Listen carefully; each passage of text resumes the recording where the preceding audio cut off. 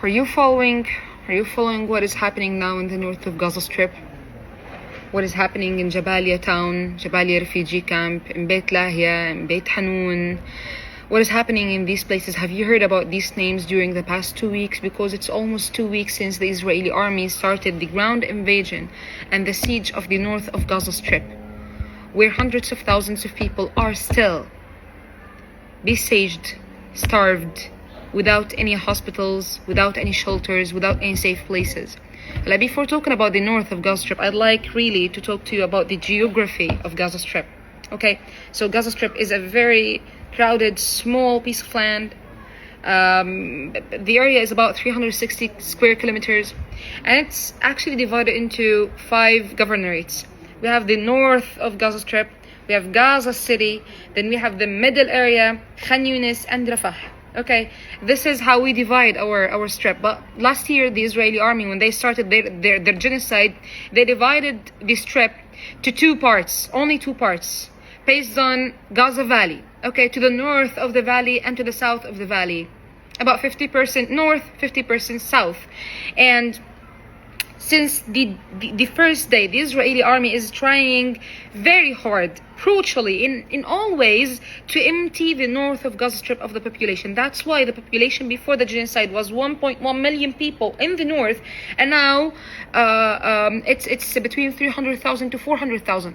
Okay, Hala, this is not the thing. The north of the valley is the 2 governorates, the north of Gaza and Gaza City. The north of Gaza is almost an agricultural area. Basic, very crowded, with basic and simple infrastructure towns. Beit Hanun, Beit Lahia, Jabalia, in the borders between the north and Gaza City. That's it. Okay, that's it. Why people are living there? Because they have their lands there, they have their homes, or even the rubble of the homes there. They have some lands to plant there. Okay? That's why they have the full right to stay in their homes. That's why they are still sitting in the north. Now, 2 weeks ago, the Israeli army groundly invaded the north of Gaza Strip and totally separated the ways between the north and Gaza City. And they told people, as it is like this, okay?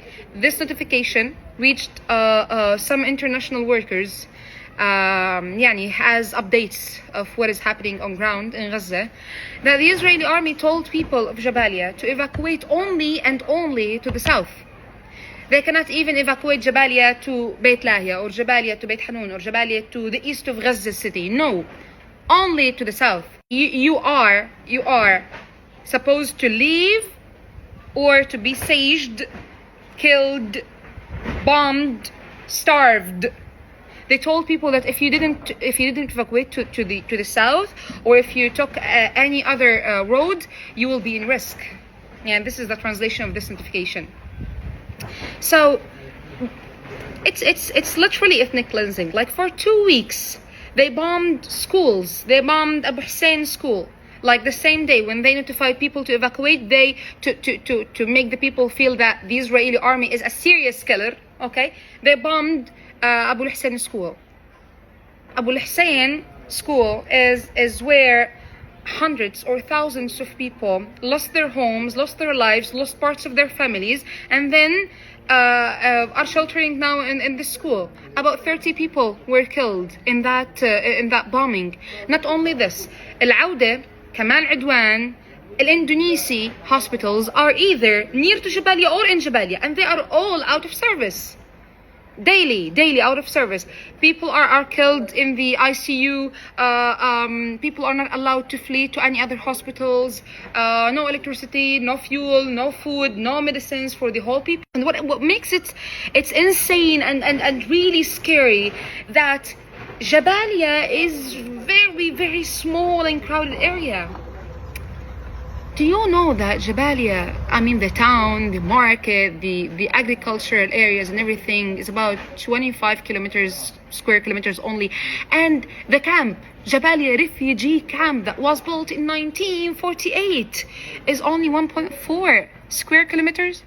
1.4, with a population of 100,000 people. that's really scary. You cannot think, you can imagine how Israel now is committing this genocide, and how do they tell the people and sell this cheap propaganda telling that we are launching a military operations against Jabalia. Jabalia is really small. The camp is really small, crowded, full of schools, hospitals, clinics, streets. In the normal days before the genocide, if you entered Jabalia to go, from Jabalia roads to go to Bet Hanun or Bet Lahia, you will lose at least an hour of your day. Because it's crowded, it's full of people, schools and crowded areas. You know, the refugee camps. And Israel is yet telling the people that they are killing hundreds of thousands of terrorists in Jabalia and in the north. People are so simple, so tired, so sick, starved, so scary. And you know, Israel cut the internet connections and the cellular connections from the camp. They want to kill people silently. Aslan, if not silently, if we know about everything Israel is doing, what are we going to do? Nothing. We kept saying, keep your eyes on Rafah, keep your eyes on Rafah back in April. Now we are about entering November, and Rafah is evacuated, is flattened, is leveled, all of Rafah, and people of Rafah are displaced in most area, in tents. You kept saying eyes on Rafah, eyes on Rafah. Saying eyes on Jabalia will do nothing. Will do nothing. Because Israel is not afraid of you telling them that Israelis, you are terrorists, you are killers, you are stealing the lands and the homes. Because they are doing all of this on front of the cameras, like live. The day before yesterday, I called a neighbor. Okay, a neighbor for me in Bet Hanun. Okay, and I was like, how are you and everything? And he told me, I can't imagine, I can't bear talking, I can't think, I can't remember what happened. I can't just review my thoughts and my memories about what happened. When he was escaping with his family, a missile was dropped on them. The Israeli army bombed them while they were evacuating from Bet Hanun. Then he lost his first son. He was killed. We know that son. We know him. He was my neighbor. He was killed. Then the second son, the younger one, a lot of shrapnels, like small shrapnels, like about 20 to 30 small shrapnels are all over his body. And he said that I carried him. I couldn't reach any hospital. I sat in a school. I got displaced in a school, and then I tried so hard to find anyone to have any medical treatment, any nurse, anyone. I found one, a displaced old nurse in the school. I got to call her to come to the class. Then the quadcopter started chasing us in the corridors of the school. What is the quadcopter? It's a small drone that can shoot, bomb, tell you what to do, call you by your name, record you, anything. Okay, it's the quadcopter. It's a new Israeli tool. You know, they're artists when it comes to killing people. And like, the whole school cannot move. The whole school. Schools are the only shelters for people now in the north, in the south, everywhere. And they're like, the Israeli quadcopters prevented us from moving between classes. If I wanted to go to bathroom, if I wanted to go to another class, I couldn't. I just can't. And at the same time, after all of this, that it's still happening right now. Everyone is dying. Everyone is dying. People are starved. People are thirsty. 3 days ago, you know, my cousin got killed when he was distributing water to people because people have been thirsty for days. Allah yarhamu. All of this is still happening. These massacres are still committed. No one is doing anything. No one is stopping arming Israel. No one is cutting their diplomatic or political ties with Israel. No one is besieging Israel economically. No one is doing anything. You know, no one is doing anything. And the Israelis are marching and celebrating on the borders of Gaza Strip after tomorrow, on the 21st of October. Why? Because they are celebrating that Israel is now back to build the settlements in Gaza Strip. They are now celebrating that they have the first settlement in Gaza Strip. People have been killed for 2 weeks and a year before, and everyone is silent. Everyone is silent. This is the real genocide. What is happening from the beginning of the genocide until the 2nd of October is a thing.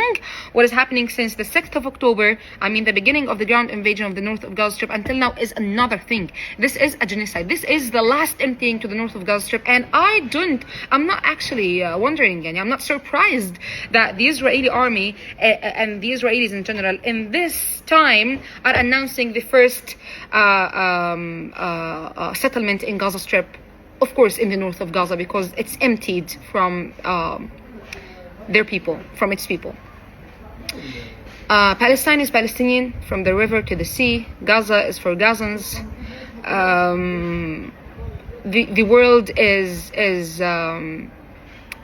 a criminal because you're silent.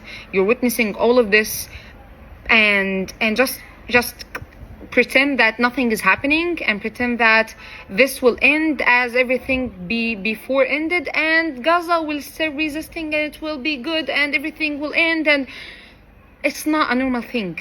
500 people have been killed during the past 2 weeks. And how?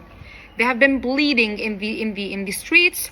They were killed after bombing a hospital, Yemen is Said, twice in Jabalia. They were killed after bombing schools where they were sheltering, where it's supposed to be safe. They were killed after trying to help some injured people in the street. They were killed after trying to go to find food, water, medicine. They were killed sleeping. What is happening now in the north is a crime, a full crime. And for me, it's Uqsim Billah, it's the edge of the entire humanity. It's the final, the final test, okay? The final test for humanity. What is happening now in the north of Gaza Strip. If no one moved, then no one will ever move. If the shelters are not safe, if the hospitals are not safe, if the places that they ground invaded several times and killed people in the streets several times and have done everything like this several times, and now they're returning to it, killing any hope for people to stay safe, to sleep one night like comfortably. That means that these criminals do not want to stop this genocide. Okay, they do not want to stop this genocide. They're trying to empty the north of Gaza Strip, to take it over. What is happening right now is just more and more war crimes. But believe me, it's the final test for the humanity. If the humanity failed the Palestinians and the people of Jabalia, Beit Hanun, Beit Lahia, more right now, that means that al-alam as-salam. Tamam? Al-alam as-salam. Just don't blame anyone if he is or she is killing anyone or stealing the lands of anyone else. Because khalas, you approved it for Israel. What else we need to tell you to move or to do anything? Actually, this is not to tell you to move. This is only for documentation. One day you will just watch all of these. I don't know if we will be like alive or not, but this is what Israel is doing and has done.